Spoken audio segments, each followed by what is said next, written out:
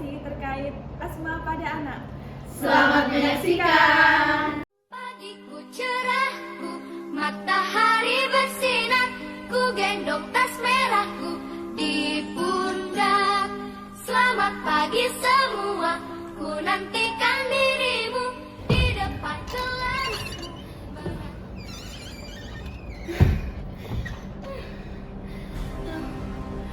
Kayaknya asmaku kambuh deh. Kondisi ini disebut dengan kondisi asma.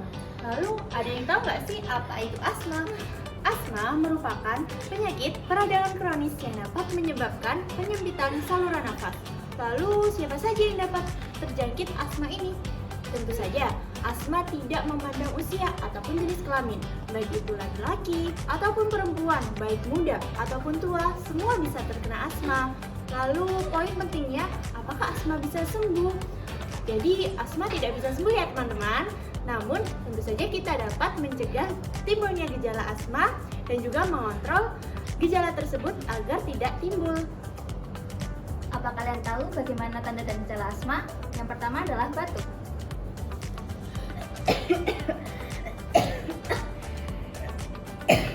Lalu yang kedua adalah sesak napas, mengi-mengi dan dada terasa berat.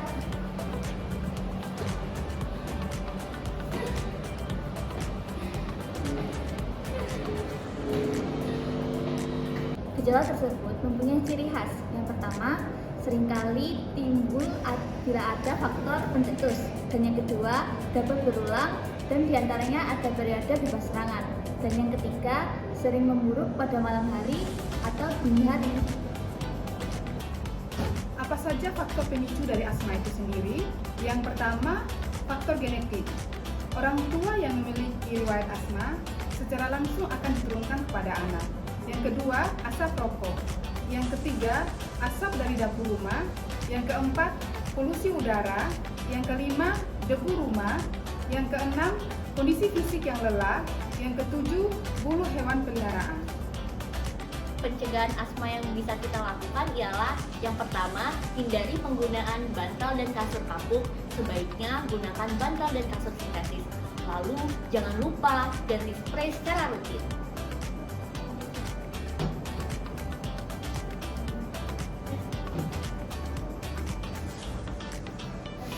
Jaga kebersihan rumah dan hindari penggunaan karpet di dalam ataupun di kamar tidur.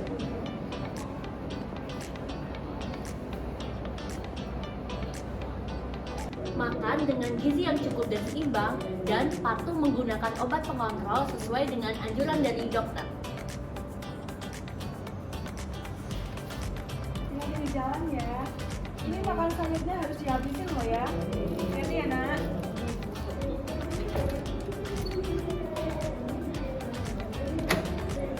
Gunakan masker di tempat yang beresiko terkena debu dan polusi.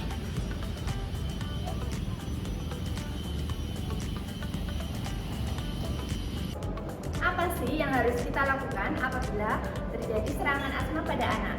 Yaitu yang pertama, dengan cara faktor non-farmakologis, dengan menghindari faktor pencetus seperti debu, asap kendaraan, dan alergi makanan.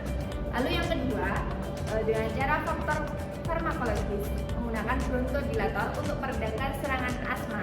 Apabila tak kunjung membaik, maka segera bawa ke fasilitas kesehatan terdekat.